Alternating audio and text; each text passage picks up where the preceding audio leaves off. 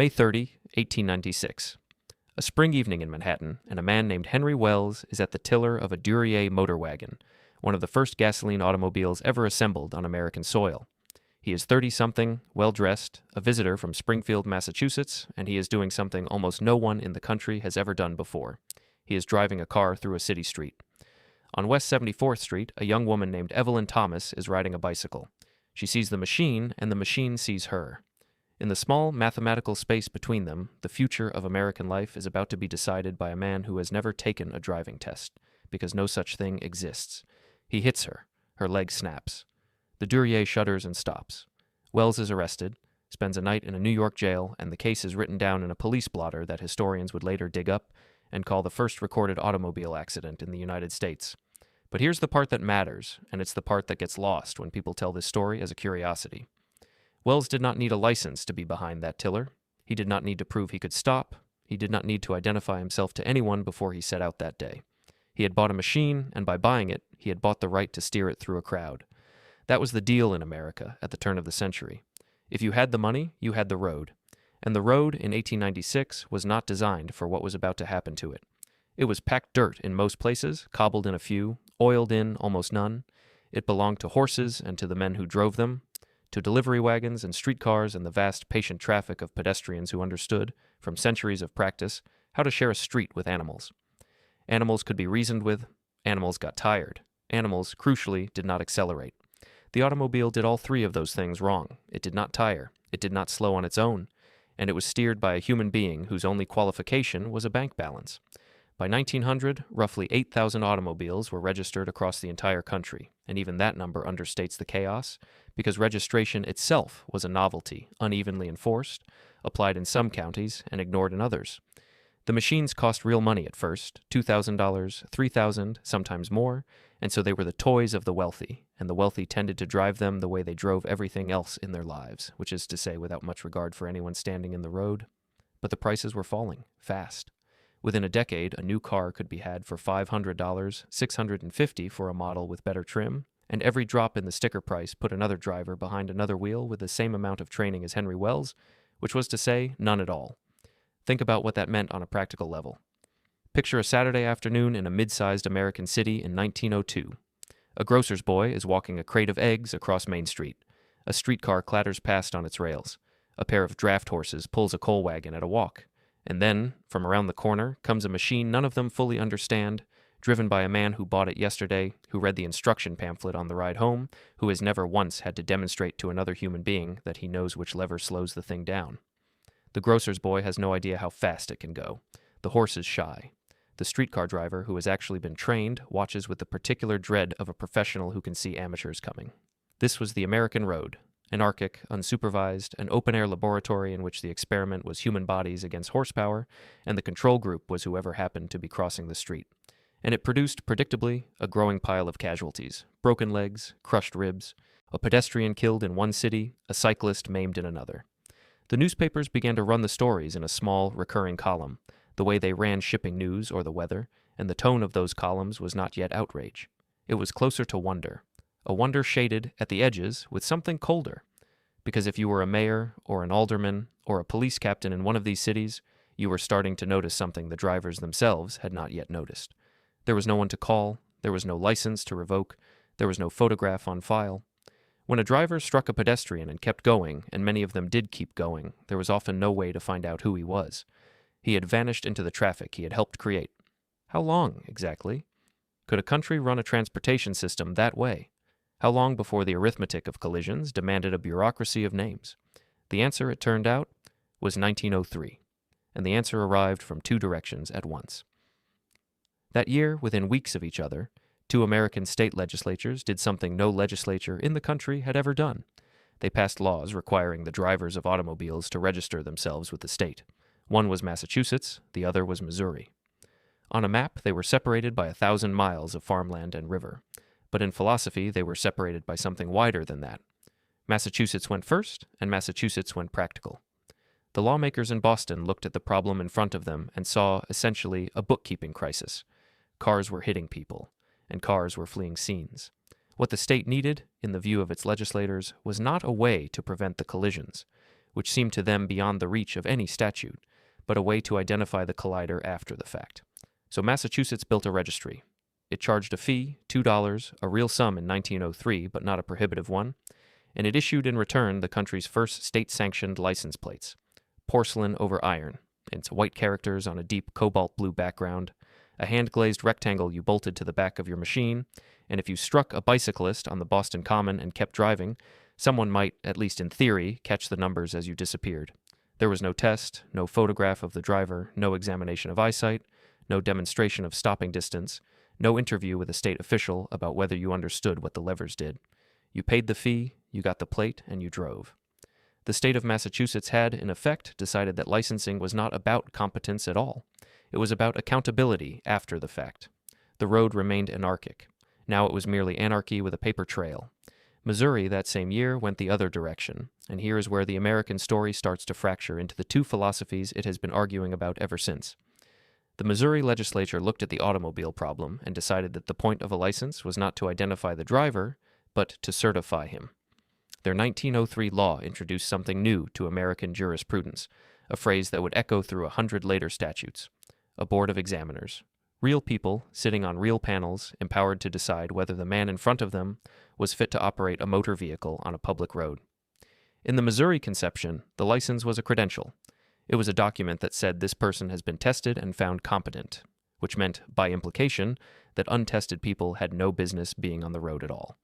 But then Missouri did something strange, or perhaps something perfectly consistent with the political grain of the state. It refused to build a central database. There would be examiners, yes. There would be judgments about competence. But those judgments would live in county courthouses and municipal offices, scattered across the state, held locally, enforced locally, and never gathered into a single registry that Jefferson City could consult. Missouri, in other words, wanted competent drivers, but it did not want a state government that knew who all of them were. The examination was a public safety measure. The refusal to centralize was a privacy measure, and the two things were bolted into the same law.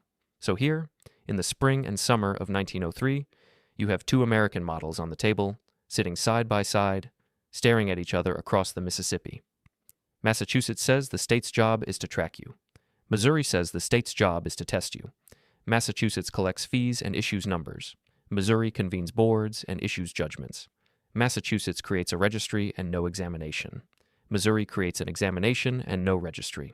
Each state has taken exactly half of what a modern driver's license would eventually become, and each has done so on grounds that were not really about the automobile at all. They were about how much a state government should know about the people who lived inside it, and how much it should presume to judge them. Which model was going to win? In 1903, if you'd asked the legislators in either state, they would probably have said their own, and they would have said it with the confidence of men who had solved a problem. Neither one had solved it. What they had done was open a fight that would grind through American state houses for the next 50 years. A fight fought committee room by committee room, session by session, one state at a time.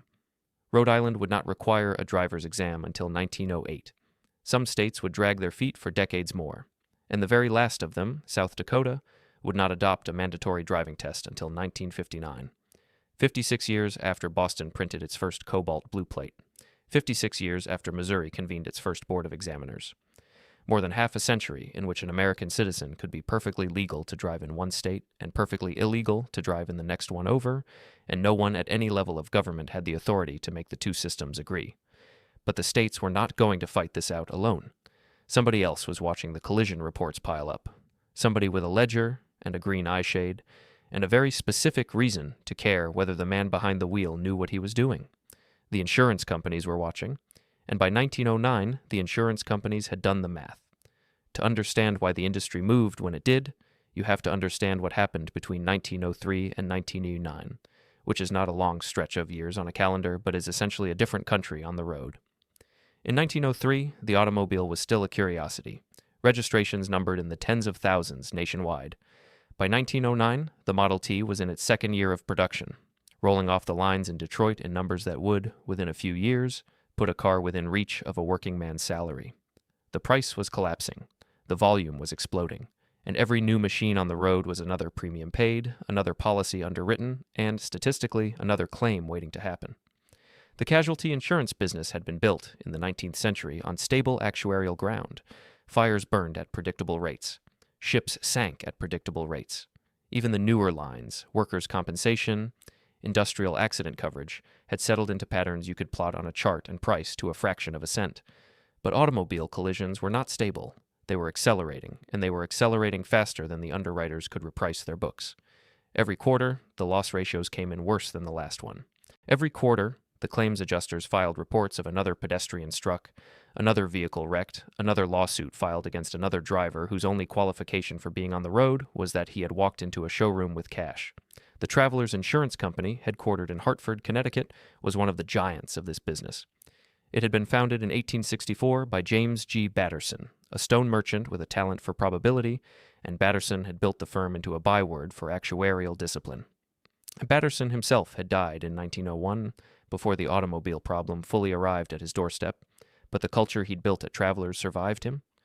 When Sylvester Dunham and his fellow executives at the company looked at their auto collision numbers in the second half of the decade, they saw something Batterson would have recognized instantly: a line of business that could not, at existing premium levels, be written at a profit. And there were only two ways to fix that. You could raise the premiums until they choked off the market, or you could change the risk pool underneath. Changing the risk pool meant changing the drivers, and changing the drivers meant changing the law. So in 1910, executives from the casualty insurance industry began appearing before state legislatures, with a very particular argument. They did not, in these appearances, dwell on the broken legs and the crushed ribs and the widows in the newspaper columns. They were businessmen speaking to businessmen, and they framed the problem in the vocabulary they knew. Untrained drivers, they told the legislators, were an insurable hazard only at ruinous cost. That was the phrase, or something close to it, that echoed through hearing rooms from Albany to Sacramento. The argument was purely actuarial, not moral, not rooted in public safety.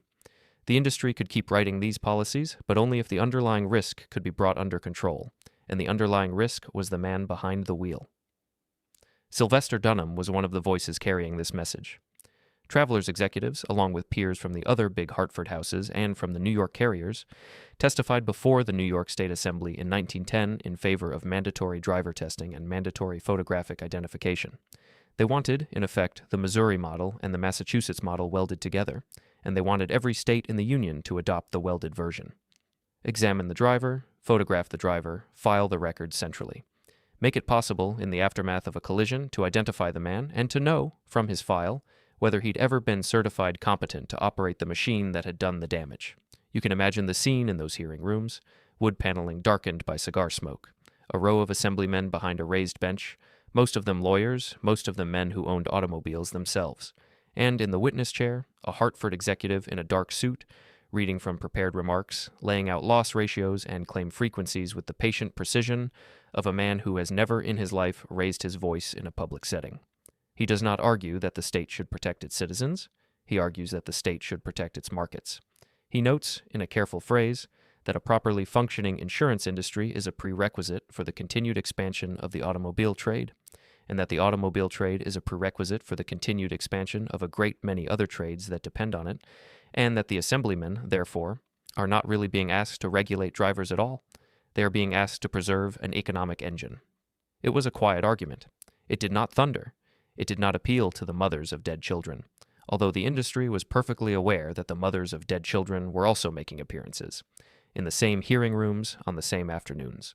It appealed instead to the ledger, and in the American political culture of 1910, the ledger was often the more persuasive witness.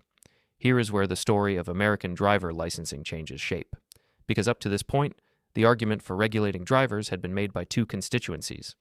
There were the reformers, mostly urban, mostly worried about pedestrians, mostly outmatched by the political weight of the auto clubs and the newly organized motorist associations. And there were the police, the coroners, the city officials who had to clean up after collisions and who understood, in the practical way that people close to the problem always understand it, that something was going to have to give. Those two constituencies had produced the 1903 laws in Massachusetts and Missouri, and they had produced over the following years a patchwork of registration statutes in other states, most of them modeled on the Massachusetts approach because the Massachusetts approach was easier and generated revenue. The insurance industry was a third constituency, and it was a heavier one.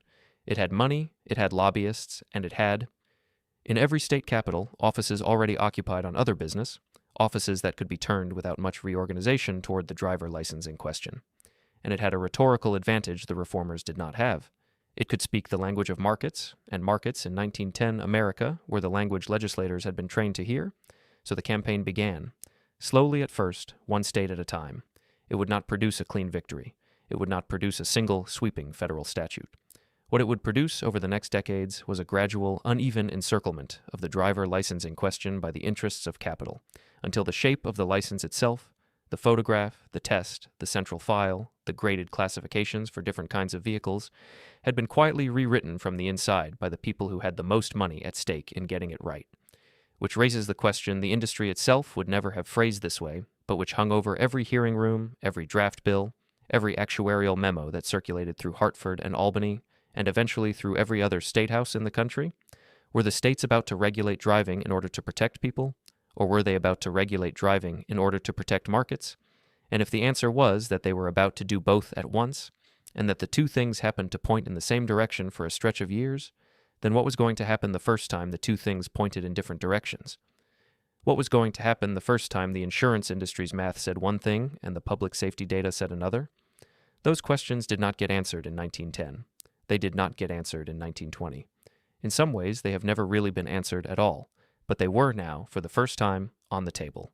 The reformers had opened the door in 1903, the insurance industry walked through it in 1909, and on the other side of that door lay 50 years of state-by-state legislative combat, a world war that would put millions of untrained young men behind the wheels of trucks, a federal highway program that would rewrite the political geography of the country, and a final quiet capitulation in 1970 that almost no one at the time recognized as a capitulation at all. The road, at the end of 1910, was still anarchic in most places, but the anarchy now had a lobbyist, and the lobbyist had come to the hearing room with a briefcase full of numbers and a very clear idea of what he wanted the American driver to become. But what happens when the hearing room is empty? What happens when the lobbyist opens his briefcase and there's no one on the other side of the table willing to listen? Because for all the momentum that the insurance industry brought to the question after 1909, for all the actuarial data and the legislative drafts and the coordinated campaigns across state capitals, there were vast stretches of this country where the campaign simply did not land. States where the briefcase stayed closed, states where the very premise of the argument, that the government had any business telling a man whether he was competent to drive a vehicle he had purchased with his own money on a road his taxes had paid for, was rejected not as impractical, but as offensive. And not by ignorant people, not by people who hadn't seen an automobile, but by people who had looked at the automobile and looked at the proposed regulations and decided that the cure was worse than the disease. Through the 1920s, a full 2 decades after Massachusetts and Missouri had moved, a collection of states remained unmoved: South Dakota, Iowa. Stretches of the Deep South where county roads were still unpaved, and the idea of a centralized state registry felt as foreign as a telegram from Paris. These weren't states that had failed to get around to the licensing question. They were states that had actively considered it and said no. The reasons varied in their specifics, but shared a common root. Licensing meant a fee. A fee meant a tax. A tax meant a government office somewhere, staffed by someone, funded by the public, empowered to tell citizens what they could and could not do with their own property. And for farmers in particular, men who drove tractors and trucks on roads they maintained themselves, who had learned to operate machinery from their fathers the same way they'd learned to operate a plow. The suggestion that some clerk in Des Moines or Pierre needed to certify their competence before they could drive to town for feed was not merely bureaucratic. It was an insult. In Iowa, this sentiment found a voice. Arthur Springer was a state senator, a man whose district was agricultural and whose constituents had made their feelings on the matter abundantly clear. In 1922, when the licensing question came before the Iowa legislature for what was by then at least the 3rd time, Springer stood on the Senate floor and delivered the line that would outlive him. He called driver licensing the camel's nose of federal overreach. The phrase stuck because it was precise. He wasn't arguing that driving was safe. He wasn't arguing that accidents didn't happen. He was arguing about trajectory.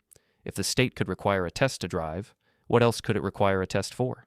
If the state could photograph you and file you and classify you by what you were permitted to operate, where did that end? The camel's nose was in the tent, and the rest of the camel, in Springer's telling, was a federal apparatus that would eventually dictate the terms of daily life in ways that no Iowa farmer had voted for. It's easy, from a distance of 100 years, to dismiss this as paranoia. But Springer wasn't speaking into a vacuum. He was speaking in an era when the federal income tax was barely a decade old, when prohibition had just demonstrated the government's willingness to regulate personal behavior on a national scale, and when the memory of wartime federal authority, The draft boards and the rationing and the centralized planning of 1917 and 1918 was still fresh enough to sting. The camel, in other words, had already gotten more than its nose into the tent on other questions. Springer was watching the pattern, and he had something else working in his favor, something that made the pro-licensing advocates uncomfortable whenever it came up in debate. The data didn't clearly prove him wrong. Through the 1920s, fatal accident rates in states without licensing laws were not dramatically higher than in states that had them. The numbers were messy, the reporting was inconsistent, and the comparison was complicated by differences in road quality, traffic density, vehicle speeds, and a dozen other variables. But the simple, clean story that the insurance lobby wanted to tell, that unlicensed states were death traps and licensed states were safe, did not hold up under scrutiny. Not yet, not in a period when speeds were still relatively low, when traffic volumes outside major cities were still manageable, and when the vehicles themselves were still simple enough that most mechanically inclined adults could learn to operate them without formal instruction. This is the uncomfortable fact that sits underneath the holdout narrative. The men who resisted licensing weren't just philosophically stubborn. They had, for a window of time, a plausible empirical case. The roads in unlicensed states were not measurably more dangerous. The drivers in those states were not killing people at rates that would have settled the argument. And so the argument remained unsettled, stuck in a place where principle and data happened to align just enough to give the resistors cover. Were they wrong? That depends on which decade you ask about. In 1922, when Springer made his speech, the answer was genuinely unclear. The automobile was still new enough, and the roads still empty enough, that the absence of formal licensing hadn't yet produced the kind of catastrophe that would have forced the question. By 1935, with traffic volumes doubled and vehicle speeds climbing toward numbers that the roads of 1922 had never been built to handle, the calculation would look different. By 1950, it would look different again. But in the moment, in the actual legislative chambers where the votes were being taken or not taken, the holdouts had enough ground to stand on. And they stood, so the patchwork persisted. Some states required registration but not testing. Some required testing but not photos. Some required photos but not centralized files. Some required nothing at all. And the insurance industry, which had entered the fight with such confidence in 1909, found itself 2 decades later still working the problem state by state, still encountering resistance that it could not simply overwhelm with capital, because the resistance was rooted in something deeper than ignorance. It was rooted in a question about what kind of country this was going to be.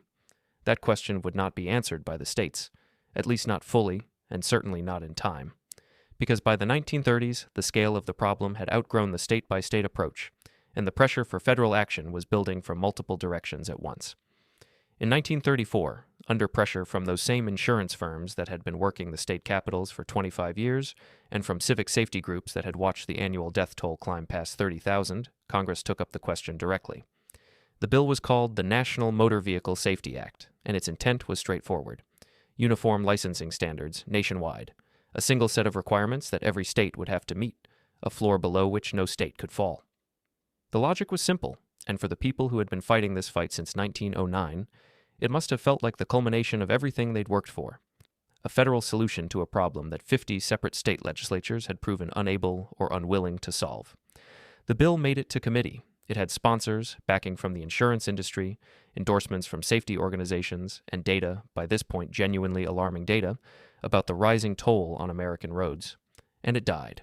Not because the libertarians killed it, not because Arthur Springer's heirs rose up in righteous fury about the camel's nose. It died because the American Automobile Association came out against it. And the OAA's opposition was not what anyone expected. The OAA was not a libertarian organization. It was not philosophically opposed to government regulation of drivers. It had, in fact, supported state-level licensing efforts in multiple jurisdictions. It was a club for motorists, an organization that represented the interests of people who drove cars, and it had spent decades arguing that better roads, better signs, better infrastructure would make driving safer for everyone. So when the OAA testified against the National Motor Vehicle Safety Act, the reasoning caught the Reform Coalition off guard. The AAA's argument was about access. Federal licensing standards, the 8AA contended, would create barriers. They would impose costs and require facilities, testing infrastructure, administrative apparatus that many states, particularly rural states, particularly poor states, did not have and could not quickly build. And the effect of those barriers would be to slow down the thing the AAA cared about most, which was getting more Americans into cars. The AAA did not want fewer drivers. It wanted more drivers, it wanted roads full of cars, and highways connecting every town, and a nation built around personal mobility. And if federal licensing standards meant that some portion of the population, unable to reach a testing center, unable to afford the fees, unable to navigate the bureaucracy, simply never got behind the wheel, then the LA considered that a worse outcome than the status quo. This was not a fringe position. This was the largest motorist organization in the country, speaking on behalf of millions of members, arguing that the expansion of car ownership was more important than the standardization of driver competence, and it carried weight. Because in 1934, in the middle of the Depression, with the auto industry one of the few sectors still capable of generating economic activity, with every new car sale representing jobs in Detroit and rubber in Akron and glass in Toledo and steel in Pittsburgh, the argument that you shouldn't do anything to slow down car buying had a political force that the safety advocates simply could not match. The bill died in committee. The hearing transcripts went into a filing cabinet. The insurance lobbyists went back to working the states one at a time. And the Reform Coalition fractured along a line that had always been there but had never been so starkly visible. On one side, the people who wanted driving to be safer. On the other, the people who wanted driving to be universal. Both groups believed they were working in the public interest. Both groups had data to support their position, and the distance between them was not a gap that compromise could easily bridge, because the question underneath the question was whether America was going to treat the automobile as a privilege to be earned or a right to be extended. The 1934 defeat answered that question for a generation. The automobile was going to be extended. Safety would have to wait. Who benefited from that stalemate? The auto manufacturers, obviously, who sold cars without worrying about whether buyers could pass a federal exam. The oil companies, the tire companies, the road builders, everyone whose revenue scaled with the number of vehicles on the road. But also, and this is the part that makes simple villainy impossible, the millions of ordinary Americans who bought cars during those years and used them to get to work, to find work, to move to places where work existed. The automobile was, in the 1930s and 1940s, the single most important tool of economic mobility available to the working class. And anything that slowed its spread, even something as reasonable as a competence exam, carried costs that fell disproportionately on the people who could least afford to bear them. The LA understood this. The insurance industry understood it too, but had decided the actuarial math overrode it. Congress, faced with both arguments, chose to do nothing, which was, in its way, a choice. So the problem sat. Through the remainder of the 1930s, through the mounting death tolls, through editorial after editorial in newspapers from coast to coast calling for action, the federal government stayed out of driver licensing. The states continued their patchwork. Some moved forward, others stayed still. And then, in December 1941, the question became irrelevant for 4 years, because the country went to war. Between 1942 and 1945, over 16 million Americans passed through the United States military, and the military needed drivers, not some of them, but vast numbers of them. The logistical machinery of a two-front global war required trucks, jeeps, ambulances, transport vehicles of every description, operated by soldiers who had to be trained quickly, trained consistently, and trained to a standard that would hold up under combat conditions. The Army couldn't afford the luxury of a patchwork. It couldn't afford to wonder whether the kid from South Dakota who'd never held a license could handle a deuce and a half on a French road in the dark. It needed to know, and so it built, out of necessity, the most rigorous and standardized driver training program the country had ever seen. The Army expanded from roughly 190,000 active duty troops in 1940 to over 8 million by 1945. That expansion overwhelmed the old system of unit-level instruction, where a sergeant might teach a handful of men to drive in an afternoon. In its place, the Army built replacement training centers, centralized facilities where soldiers received standardized motor training with standardized curricula, standardized testing, and standardized documentation.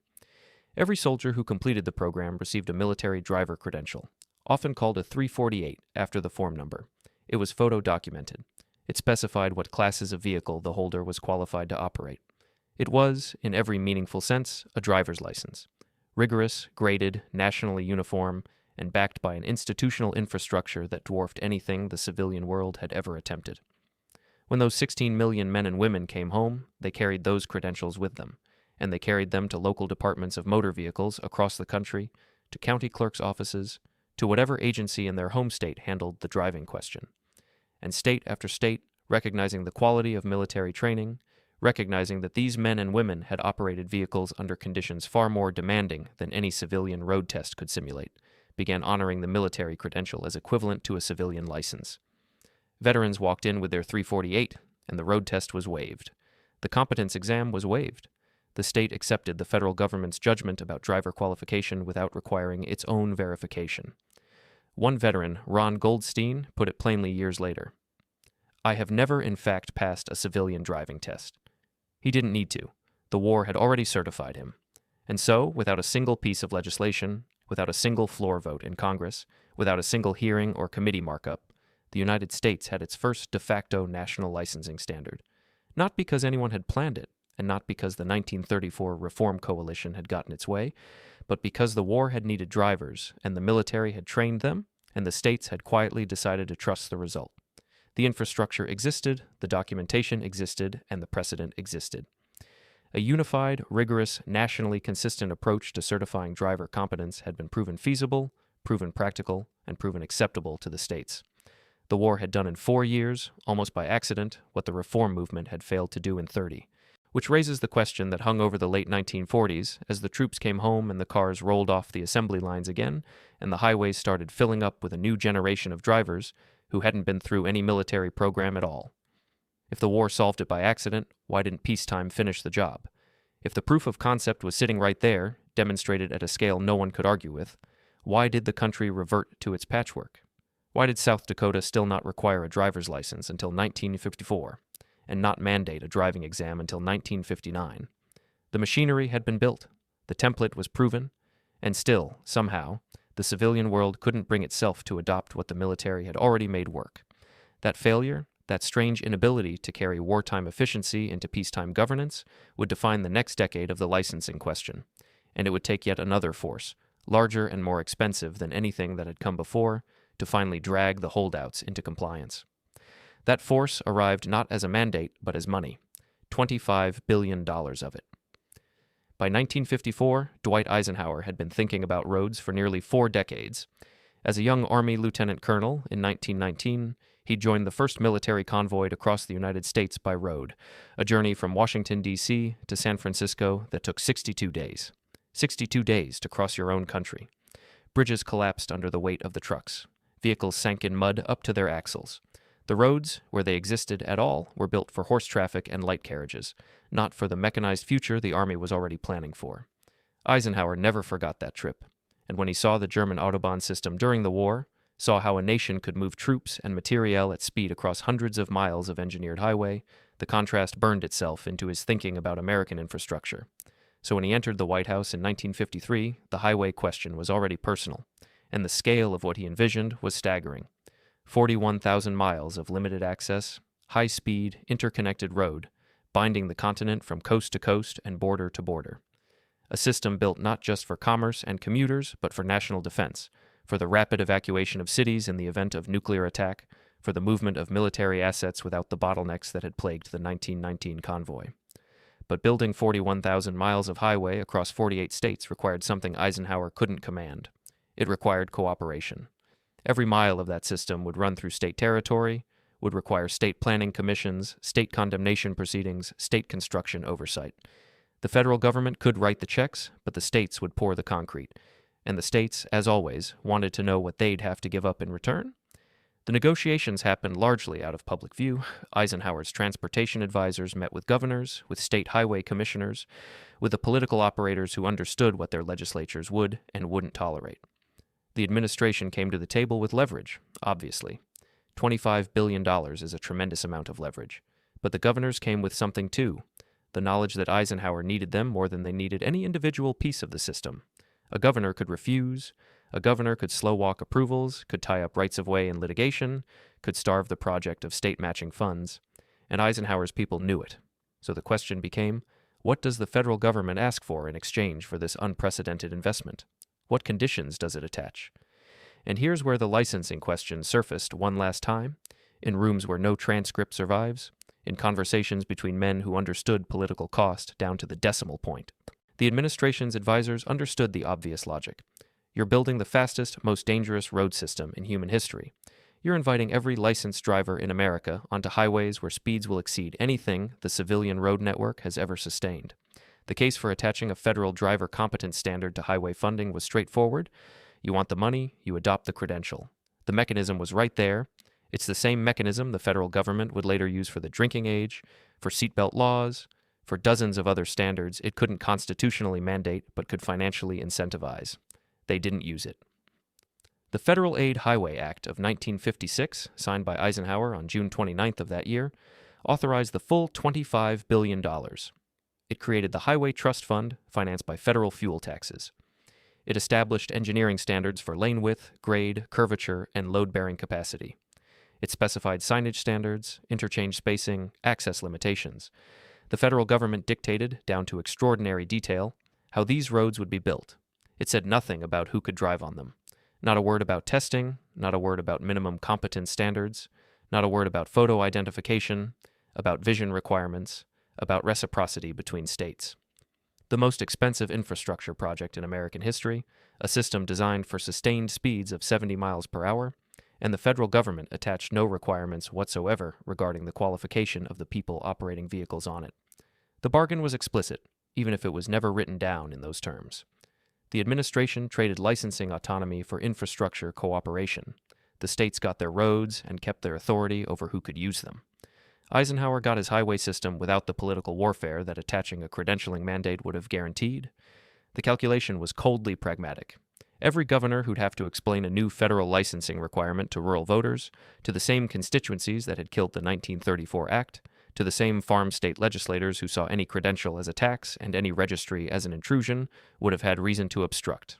And obstruction, on a project this complex and this politically fragile, could have delayed the system by years, maybe killed it entirely. So they chose roads over rules, concrete over credentials, the physical infrastructure of speed without the regulatory infrastructure of competence. By 1960, the system was already taking shape. Contracts let, earth movers deployed, interchanges rising from former farmland. And by that same year, all 48 states had finally enacted some form of driver licensing law. South Dakota, the last holdout on the exam requirement, had fallen into line the year before. On paper, the country had achieved what reformers had been pushing for since 1903. Every state now required some credential, some demonstration of qualification, before a person could legally operate a motor vehicle on public roads. But the reality beneath that uniformity was chaos. A New York license might not be honored in Nevada. A driver suspended for reckless operation in Ohio could cross into Indiana and face no consequence, because Indiana had no access to Ohio's records. A California driver convicted of vehicular manslaughter could relocate to another state and obtain a fresh license with no record of the prior offense, because no mechanism existed for states to share that information. Reciprocity, the recognition of one state's license by another, operated on an inconsistent web of bilateral agreements, informal courtesies, and sheer ignorance. A truck driver could accumulate violations across a dozen states with none of them visible to any single authority. The interstate system made this problem exponentially worse. Before the highways, most driving was local. A farmer in South Dakota rarely encountered the licensing regime of Massachusetts. But the interstates were designed precisely to move people across state lines at speed, in volume, continuously. The system Eisenhower built connected the patchwork, poured traffic from one jurisdiction into another without pause or checkpoint, and in doing so made the incoherence of the licensing regime not just an administrative curiosity, but a daily, practical, sometimes lethal problem, which is the dark irony of 1956. The highways that were supposed to unify the country physically actually exposed how fragmented it remained administratively.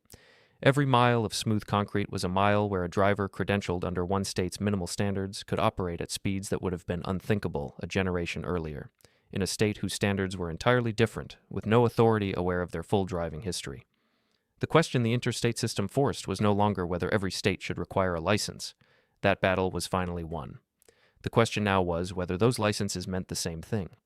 Whether a credential issued in Mississippi, where the exam might consist of driving around a single block, carried the same weight as one issued in New York, where parallel parking and highway merging were tested, whether a suspension in one state meant anything at all in the next state over.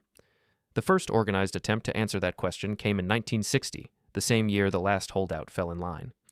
The Driver License Compact, a voluntary interstate agreement, invited states to share conviction records and honor each other's suspensions. It was a reasonable idea. It was also voluntary. And voluntary agreements between sovereign states, particularly on matters touching law enforcement authority and administrative autonomy, tend toward the aspirational. States joined slowly, enforcement was uneven, and the compact created a framework for reciprocity without creating the teeth to guarantee it. A decade later, in 1970, the National Committee on Uniform Traffic Laws and Ordinances published updated model legislation, a template for what a standardized state-level license should look like. Vision requirements, written knowledge tests, behind-the-wheel examinations, minimum age thresholds, a photo identification. The NCUTLO had been working on traffic uniformity since the 1920s, but the 1970 model legislation represented the most comprehensive attempt yet to define what a competent licensed driver actually was and what a state owed its citizens in verifying that competence before granting road access. By 1975, nearly every state had adopted some version of these guidelines. The broad strokes converged. Written tests became universal, road tests became standard, and age requirements clustered around 16 for unrestricted licenses, with graduated systems emerging for younger drivers. But nearly every state, and some version, were doing a lot of work in that sentence. Enforcement remained state-run. Each state administered its own tests, maintained its own records, set its own passing thresholds, and defined its own suspension criteria. And basic requirements that seem foundational today remained optional far longer than anyone would guess. 6 states still didn't require photographs on their licenses through the 1980s. 6 states where a driver's license, the document that had become America's de facto national identification card, didn't include a picture of the holder's face. A plastic card with a name and an address and nothing to tie it to the person carrying it. No central federal database existed. No mechanism allowed a state to query every other state's records simultaneously. A driver revoked in California could, in practice, obtain a valid license elsewhere. The system relied on voluntary interstate cooperation, on the driver license compact's slow accumulation of members, on the assumption that states would share information they had no legal obligation to share. That gap persisted for over a century after Massachusetts first required a plate in 1903. It wasn't until the Real ID Act of 2005, passed in the aftermath of September 11th, that the federal government finally established minimum security standards for state-issued driver's licenses. And even then, even 102 years after the first attempt, the federal government stopped short of creating a single national database. It mandated that states meet certain identity verification minimums. It required electronic access to motor vehicle records. But it left the fundamental architecture intact. 50 separate systems, 50 separate bureaucracies, 50 separate sets of records, connected by digital infrastructure rather than unified into a single national standard. The licensing question was never fully resolved. It was approximated. It was converged upon asymptotically through decades of model legislation and voluntary compacts and federal incentives and, finally, security mandates born from catastrophe. The country never got the clean, unified, federally administered system that the military had demonstrated was possible in 1943.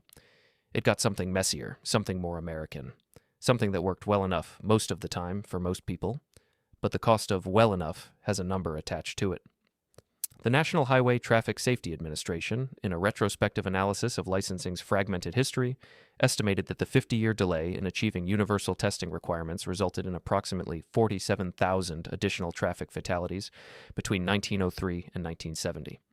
47,000 people who died in states that hadn't yet required drivers to demonstrate any competence before operating a vehicle. 47,000 people who might have lived if the 1903 Massachusetts and Missouri experiments had spread faster, if the 1910 insurance lobby had succeeded sooner, if the 1934 Federal Act hadn't died in committee, if the wartime precedent had been institutionalized in peacetime. 47,000 is a difficult number to hold in your mind. It's roughly the population of a small city. It accumulated slowly, over decades, in 1s and 2s and 3s. A pedestrian struck in rural Georgia in 1921 by a driver who'd never been tested.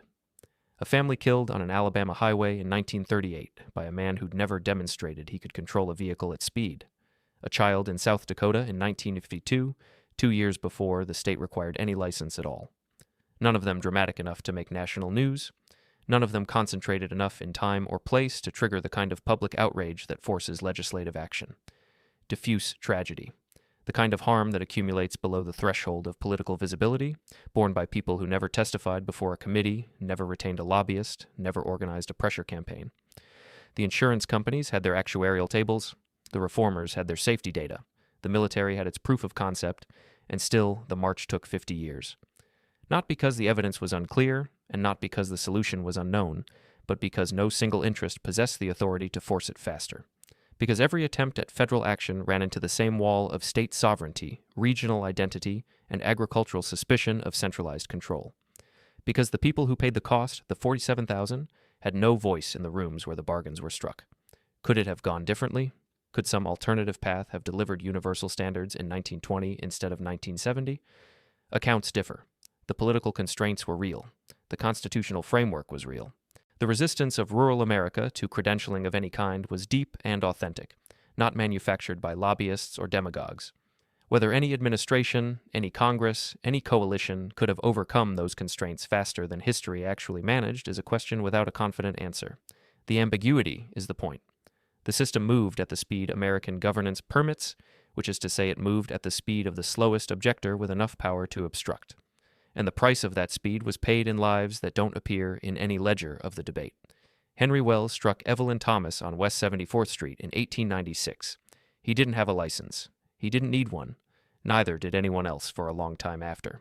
And the question of when and whether and how to change that proved to be not a technical problem but a political one, not a question of engineering but of power. And the 50-year answer the country eventually produced was the only answer its institutions were capable of delivering. The dead can't appeal it. The living mostly don't remember it was ever in dispute. And somewhere in a filing cabinet, in a county clerk's office, in a state that didn't require an exam until your parents were already grown, there's a license issued to someone who never proved they could drive.